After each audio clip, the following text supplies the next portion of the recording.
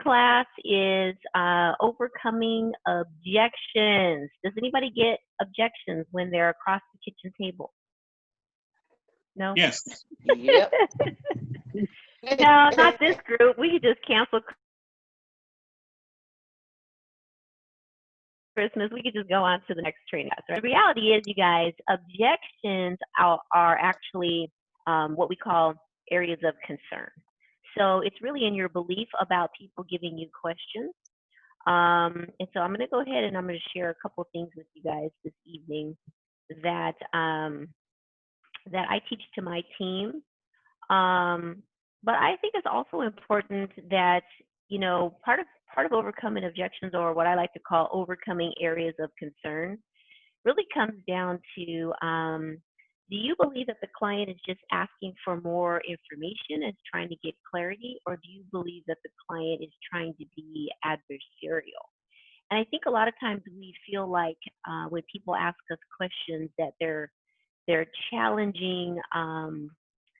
Let me see if I shared the right thing here. That they're challenging our authority, or they're challenging that we know what we know, or they're challenging that we're telling them what they're supposed to do. We're telling them the truth.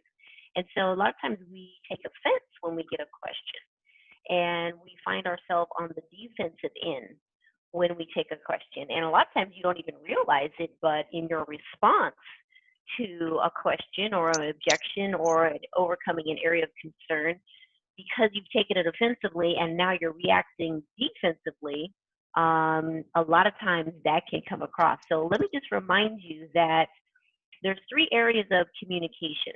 Any communication with your spouse, with your teammates, with your clients, with your kids, with your dog. Like, there's 3 areas of communication. And we call those 3 areas, we call them 55, 38, 7, right? So 55% of your communication with another living being is literally, 55%, you guys, is literally going to be your body language. 38% is going to be your tone of voice. And 7% of your communication with another living being is going to be the words that come out of your mouth. So when you realize 55, 38, 7 in communication, like, there's some times where you may have to say some words that may seem harsh, but it all depends on how you package them. So if I'm on a closing appointment, just for example, and we're going to go through a bunch of things tonight, but if I'm on a closing appointment, for example, and I get a family that's a little hesitant in getting started, they got a little hesitation in getting started. Maybe it's the money, maybe it's the timing, you know, maybe it's the amount of money. They want to get started, but it's the amount that we talked about getting started with. Maybe they don't get paid until Friday, you know, whatever the case may be. Like, one of the things that I'll say when I get an area of concern is I'll say, can I talk to you like you're a family member? So what does that do?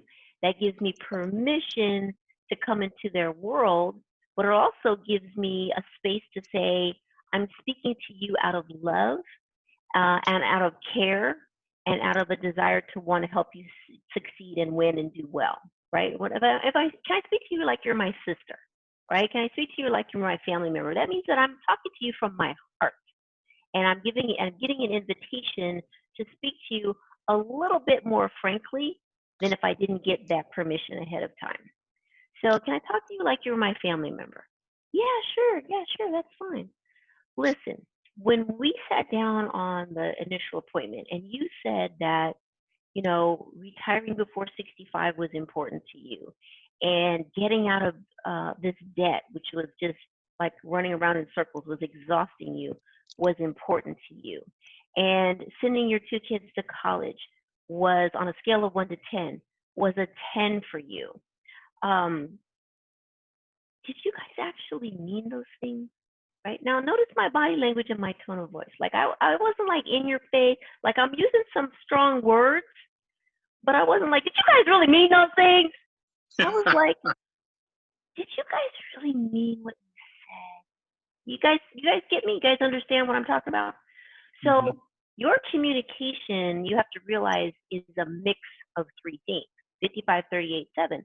And so sometimes your words have to be a little bit more direct, but that means that your body language and your tone of voice has to be a little less direct so that you package it in a way that people are willing to receive it.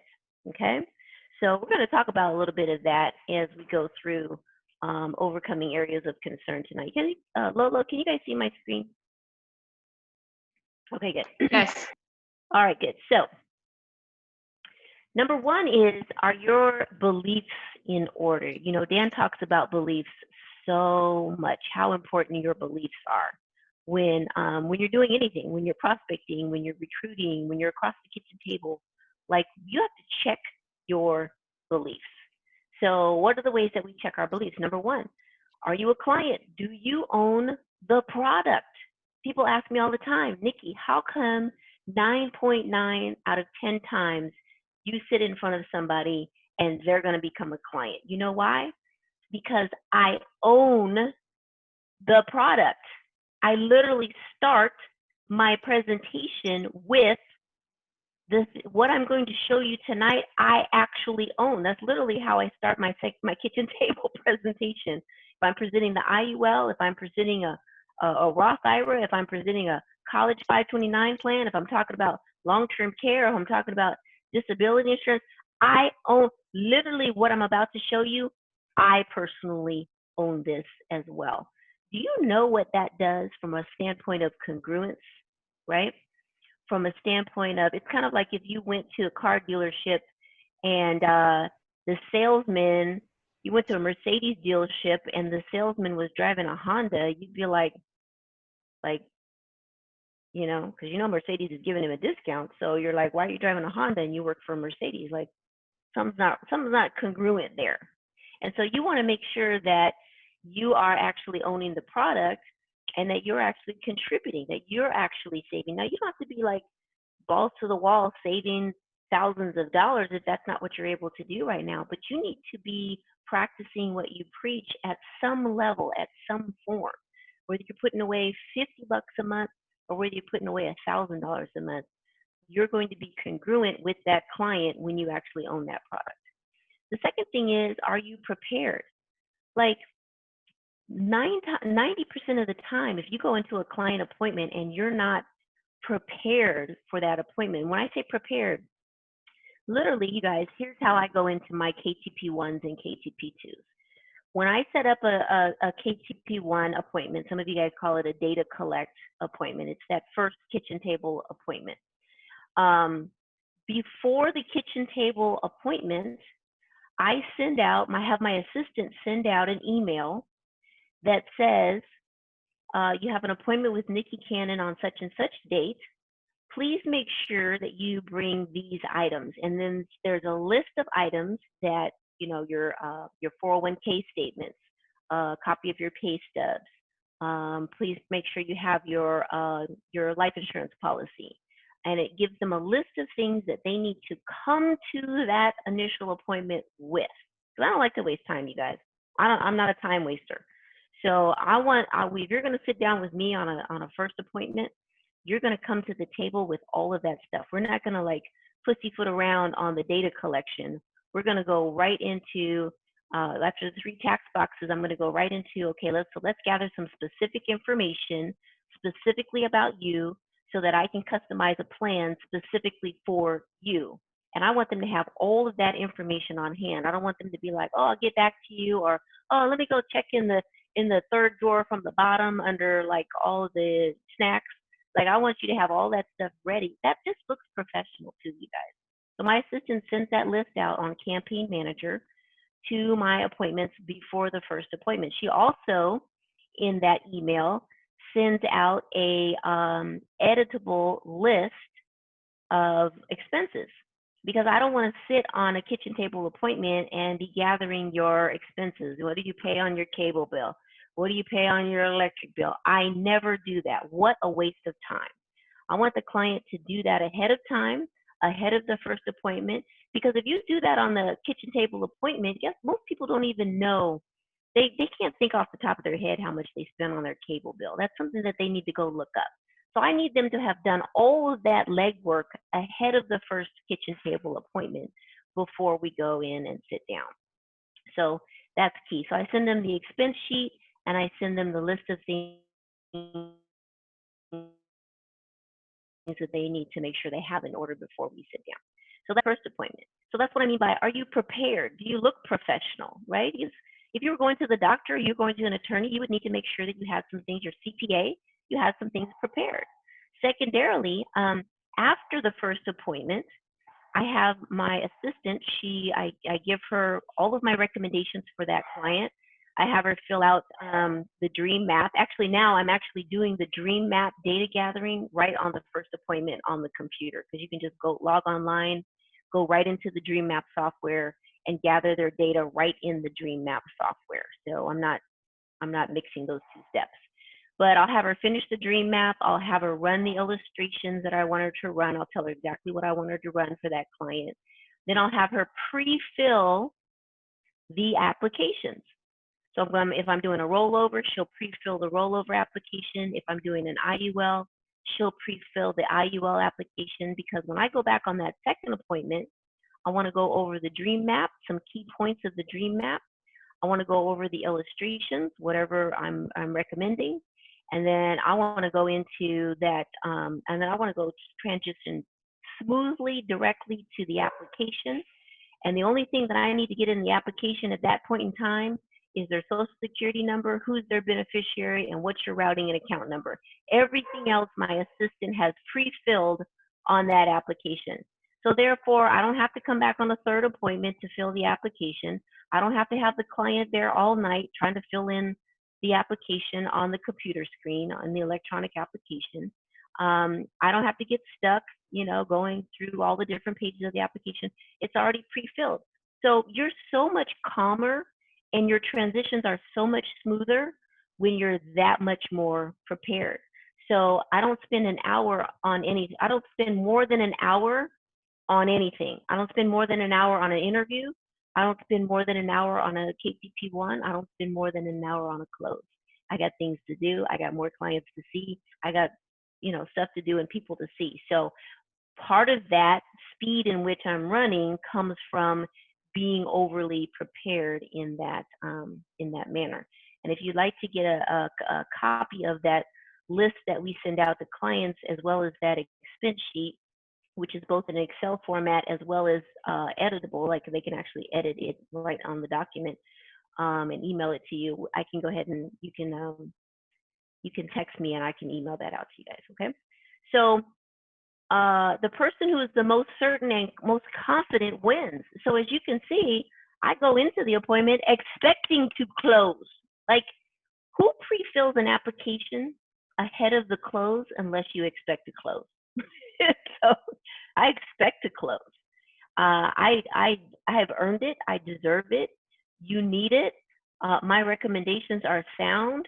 I'm prepared. I'm overly prepared. I'm confident, and I'm certain that this is the best thing for you. And so whatever you have to do to fuel your beliefs about our company, our mission, our products, what it is that we do, you've got to be able to fuel, just like you would with the opportunity, fuel your beliefs. You got to be able to fuel your beliefs about the power of what it is that we do, you guys. And that comes from reading. Like Dan on Monday Morning Full-Timers, Dan is always giving us statistics that support why this is the most amazing opportunity in North America today, right? So you've got to constantly be feeding yourself all of the incredible reasons why our products and services are the most incredible products and services in the marketplace today.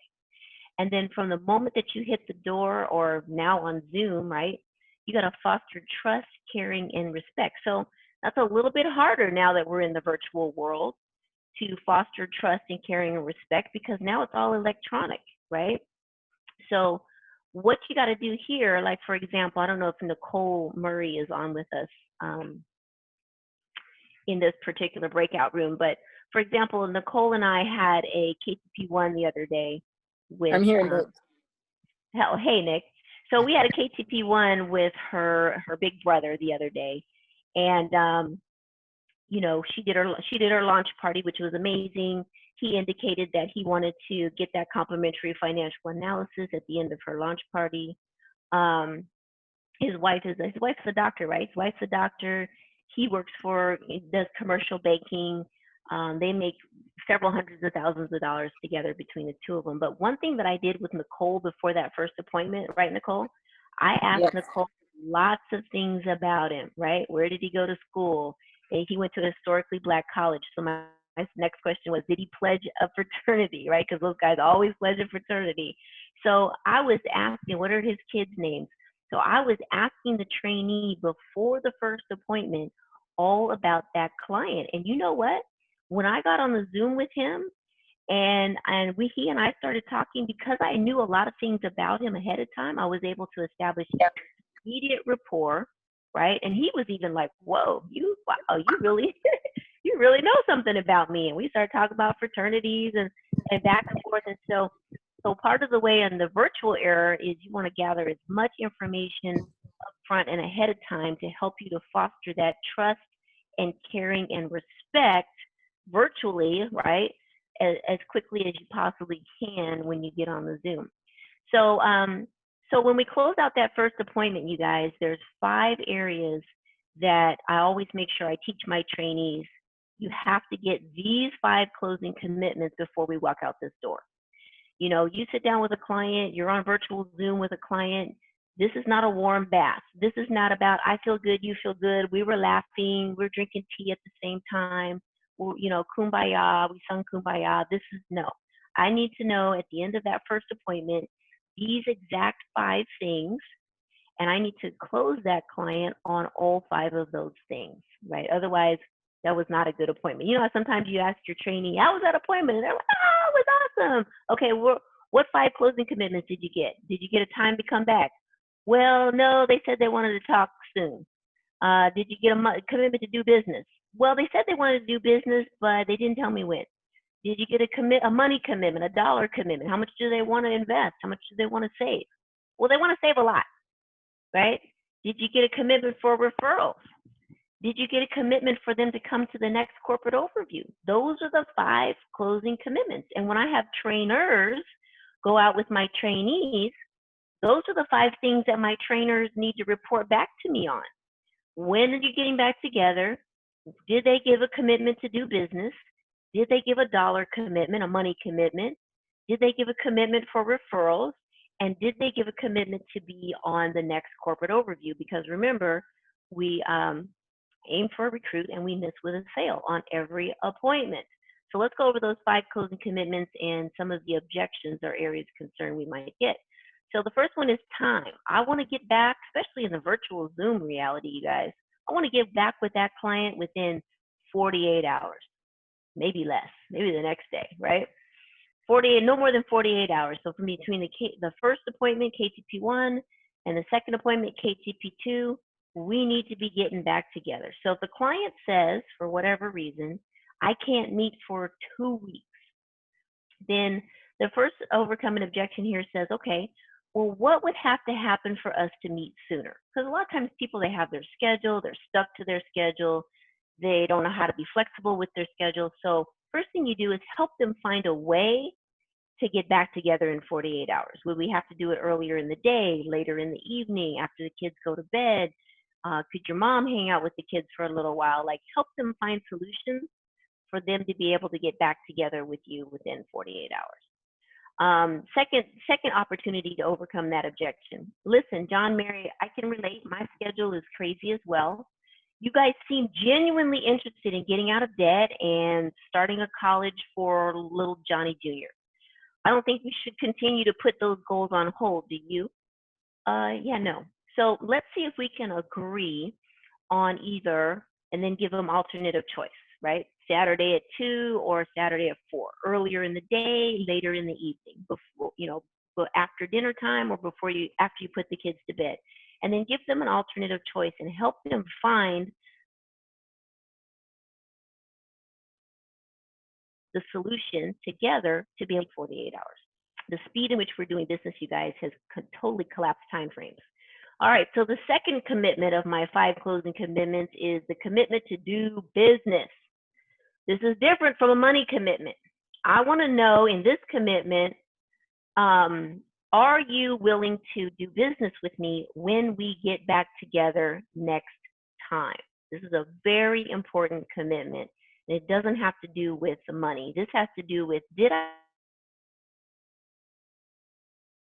I do that you are willing to do business when we get back together? Because a lot of times you'll have an appointment and it'll feel good and everybody's laughing, and like I said, things feel good. But if you don't actually, there's a difference between agreement and commitment.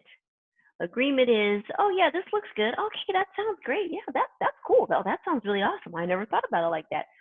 That's agreement. Like, I'm in agreement with you that it sounds good. Commitment is, listen, I'm going to spend some time putting together your complimentary financial plan. When we get back together on Thursday, is there any reason why you would not be willing to move forward and get started at that time?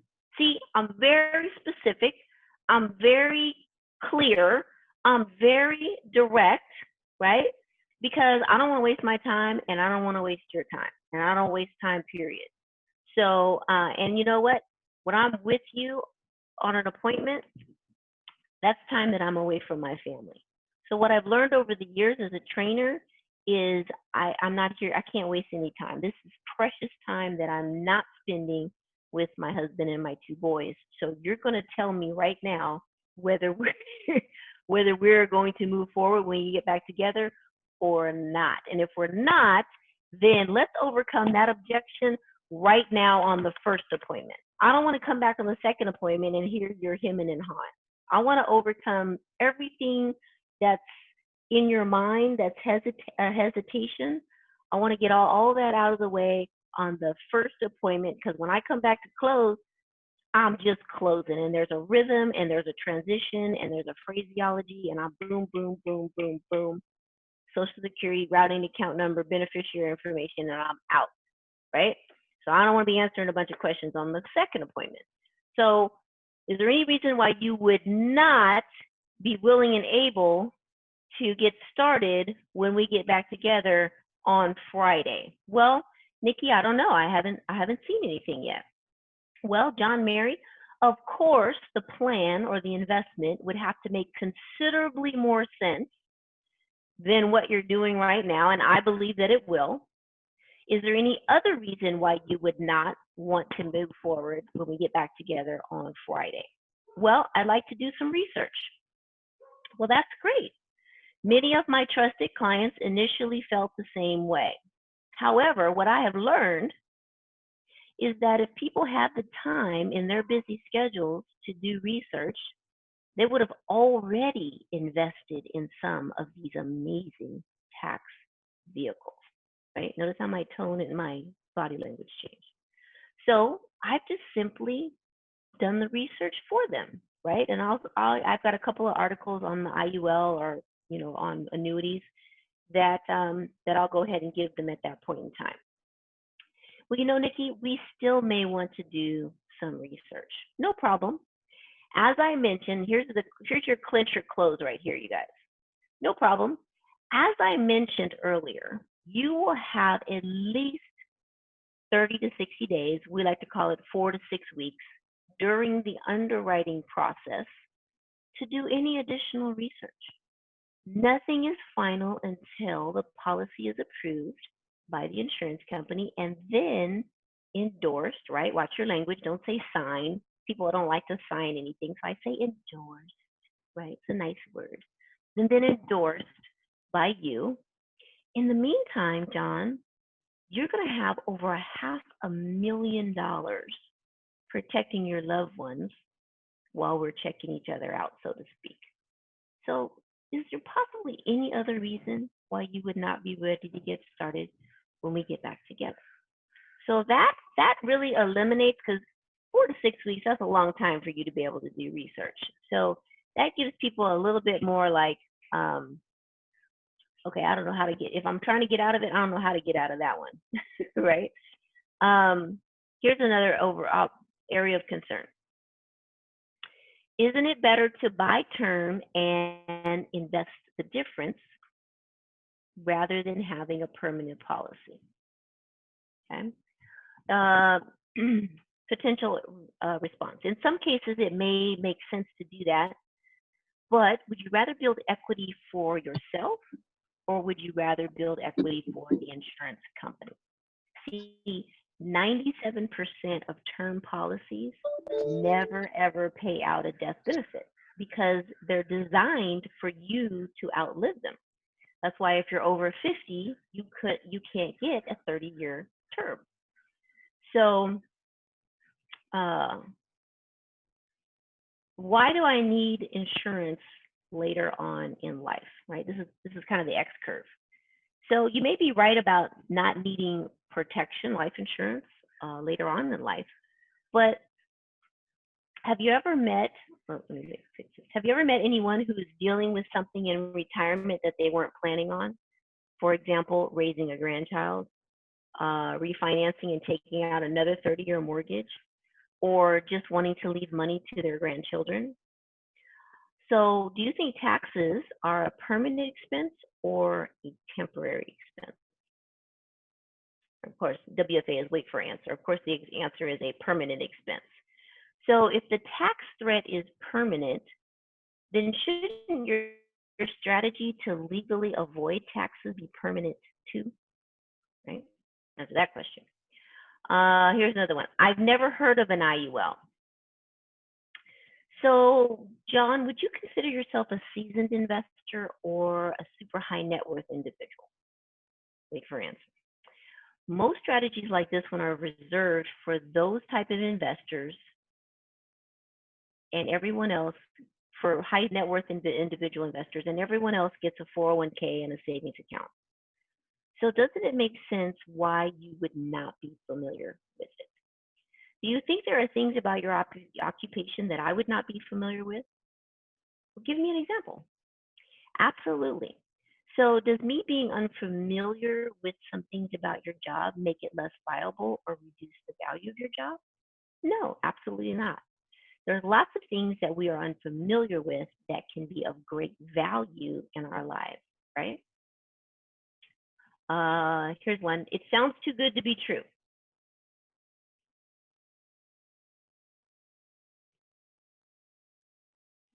Sounds too good to be true. So my response is always, it sounds too good to be true, but it doesn't sound too good to be free, right? Because there are no free lunches. So remember, because they're guaranteeing the downside of the market, no volatility, no losses, they're also limiting the growth, depending on which company you're going with. They're also limiting your upside potential and your growth. So, for example, if the market does 20%, you may not get that because the cap may be 15%. That's part of the way that they remain profitable. If you bought insurance on your car today and it was stolen tomorrow, would the insurance company replace your car? Absolutely. Is that too good to be true? That's how insurance works, right? So number 9, I need time to redirect funds from my 401k before I start saving into the IUL. Once again, that goes back to that. Well, it takes 4 to 6 weeks for us to go through the underwriting and get everything set up. In the meantime, you'll have the protection that you need. So why don't we go ahead and take whatever it is, $200 from your savings, and by the time we're done with the underwriting, the adjustment to your 401k will be done. That's pretty straightforward. My friend is a financial advisor. Let's see.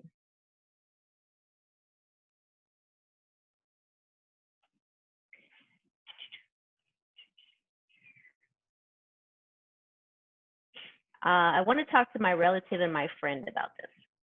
What does your friend do for a living? Wait for answer. They're a plumber. Are they state licensed like I am in order to be able to help people with this particular strategy?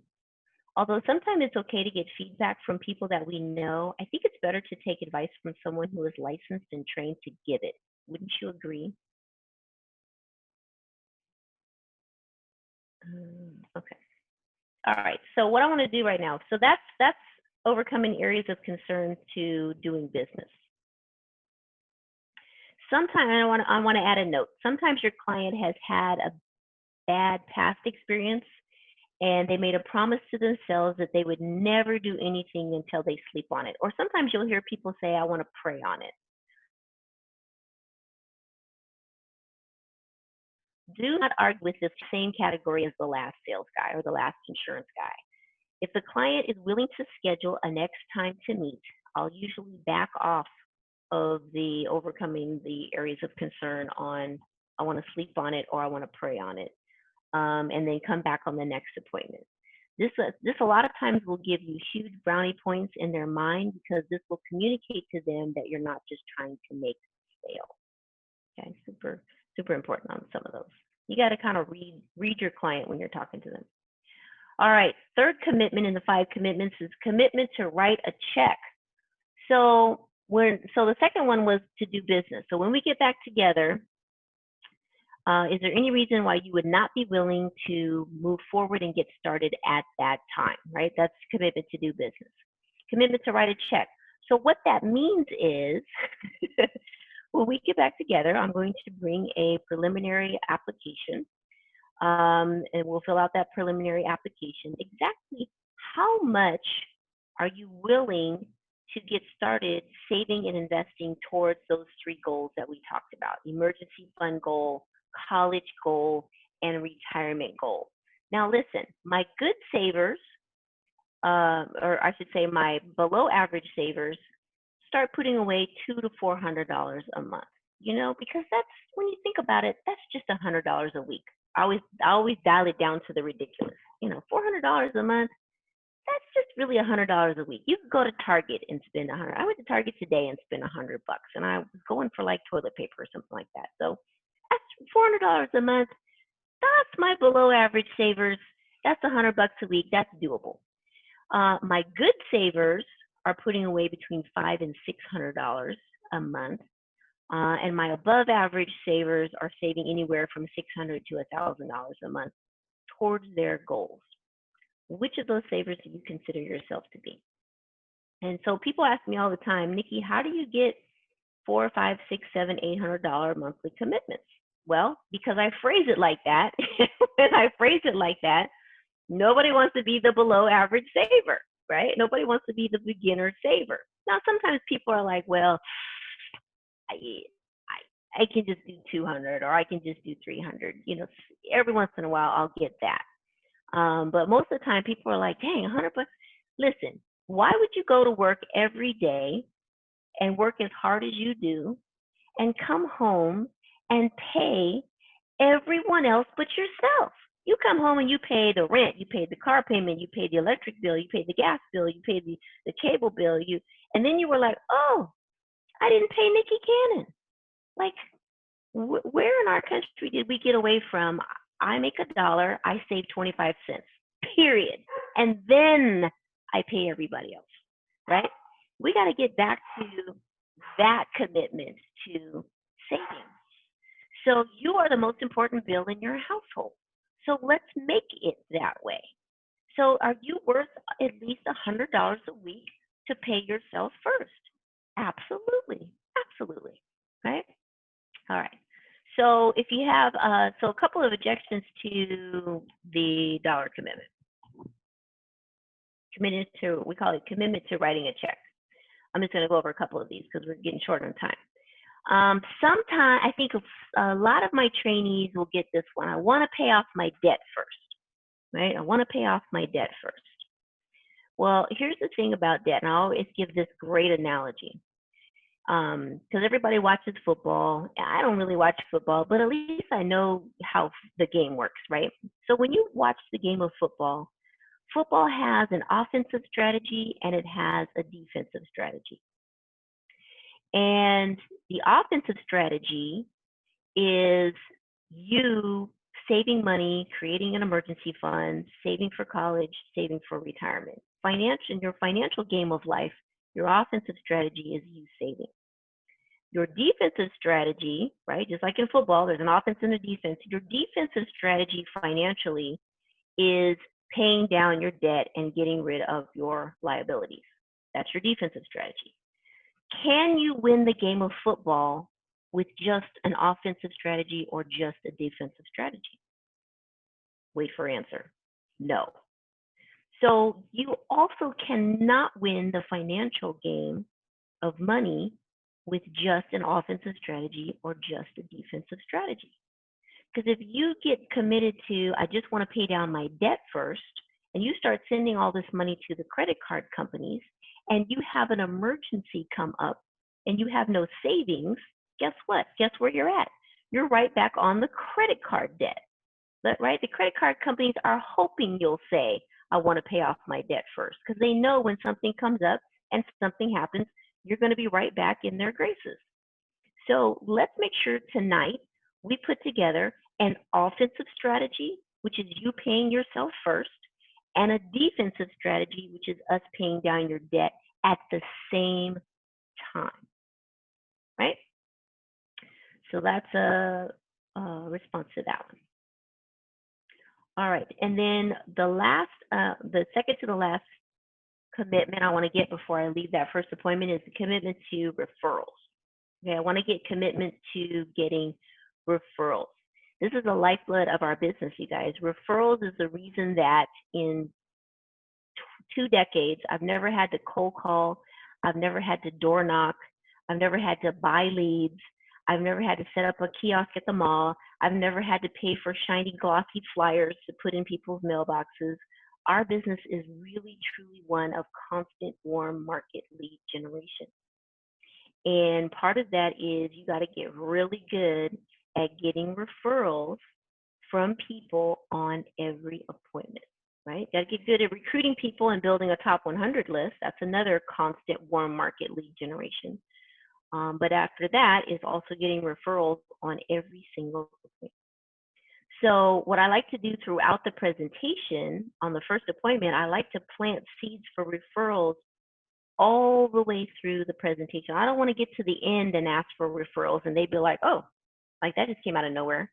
I want to plant seeds for referrals all the way through the presentation. So if I'm going through the presentation, I'm talking about the Rule of 72.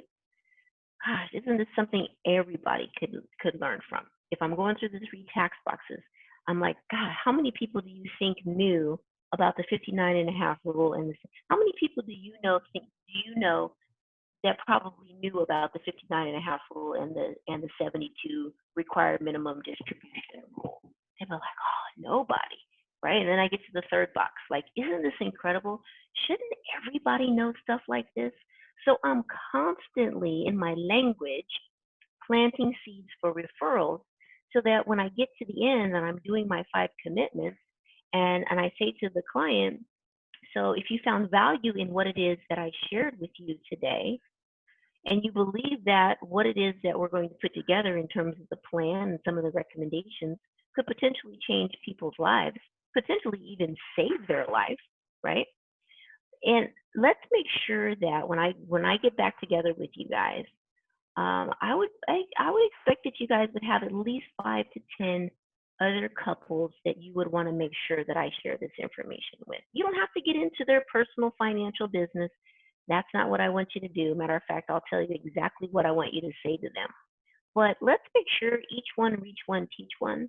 Let's make sure that we're getting this information out to everyone. Do you agree? And they'll be like, yeah, that makes sense. And then I'll give them time between the first and the second appointment to go ahead and gather those names and phone numbers, and then I'll collect them when I come back on the second appointment.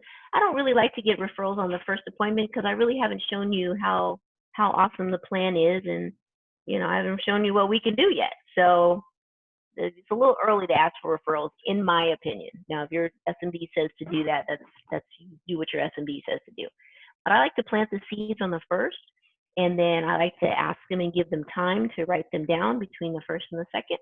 And then I like to gather them on the second appointment when they've had time to think about the people, write their names and numbers down, etc. All right, so I think we have like a couple of seconds, 5 minutes. So Does anybody have any questions, comments, things they want to say? Nikki, this is Samuel. Yes. This is terrific. I'm so blown away by the information. My question is, if new in a business about a year and 6 months, then will you recommend getting to know it yet, even though you're still kind of getting your feet wet with the presentation and things like that? What will you say with new starters? Because I know you're very seasoned in it, you are sharpening your skills very well. So it just go very naturally. But for at least me, and I'm just kind of starting, trying to get into this. Sounds amazing, but I just kind of butcher myself. You know what I mean? So what will your advice be / recommendation on tackling this? Yeah, I would get on as many appointments as you possibly can, Samuel. You know, and they don't have to be your appointments. I tell my base shop all the time, I'm getting ready to get on a Zoom. You should get on. Like, when people think it's like, well, isn't it weird for have a stranger jump on your Zoom, your client Zoom? No, if I go to the hospital and I'm the doctor and I walk in your surgery room and I've got 5 interns behind me with their notepad, right? Do I look like a regular doctor or do I look like the bomb doctor? You're like, oh yeah, whew, that one's operating on me because he's training everybody else. So get on as many training appointments as you can to be able to practice and sharpen your skills and see lots of different questions, lots of different scenarios. That's what I would say. Thank you for that. Very wonderful. Hey, Nikki, a lot of people were texting or in the chat. They sent their emails, and I don't think you're going to get that chat thread. So maybe can you put your phone number in there? Would you mind, so that they can send you a text? Because they're not going to get that. Lauren, I actually put a bit.ly in there where people can submit their emails. So once that comes through, I will send that directly to Nikki. I didn't see that. Sorry. Awesome. I'll re-put it. Thanks, hon. Okay, cool. Yeah, so we'll send you guys this Overcoming Objections page, and then I'll send you the letter that we send to clients ahead of time with the the expense sheets too, that we gather ahead of time. This is Tanisha. Can I ask you a question? Yeah, hey, Tanisha LaFay. Well, it's actually French, Lafayette. But anyway. Oh, Lafayette. Yeah, I'll get Dan to get it right one day. Anyway, what do you do with the brand new people that are like, well, I want to wait, get my license first, and, the ones that are like just hesitant because they want to get their license and sign themselves up. How do you explain that to them? They want to write their own business? It's very rare, but okay. My last 2 people, though, have been like that. The other people are like, yeah, sign me up, sign my husband up, sign my kids up. Yeah. But my last couple of people are like, I don't, Hey, step 5 of the BFS, you got to go over exchange principles with them. Like, the reason this business model works as much as it does is because it's based on giving more than taking. It's based on universal laws. What goes around comes around. You reap what you sow. So if you have a new person come on your team, do you want them to write their own business?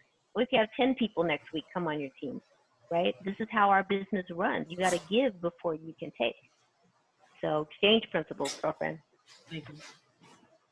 Hi, Miss Nikki. This is Evelyn. Can I throw a quick one out on how to approach my pastor? I've brought it to him before, and he was all interested. And for a lot of things that I do for the church, singing at people's their bereavement, doing their funeral services and stuff. And when I try to, Evelyn, sorry. you're too close. No, I mean, you're too close to your pastor. It's a proximity issue. Oh, got it. So you need to leverage someone else to be able to reach out to him, set that appointment, and run that appointment. You're too close to him. Yep. That's what that is. Hey, Nikki, the breakout room's going to close in about 5 seconds. Oh, okay. All right. Thanks, you guys. Thank you. Thank you, Nikki. Good job. Thank you. Who do we have coming in here? Give me 1 second.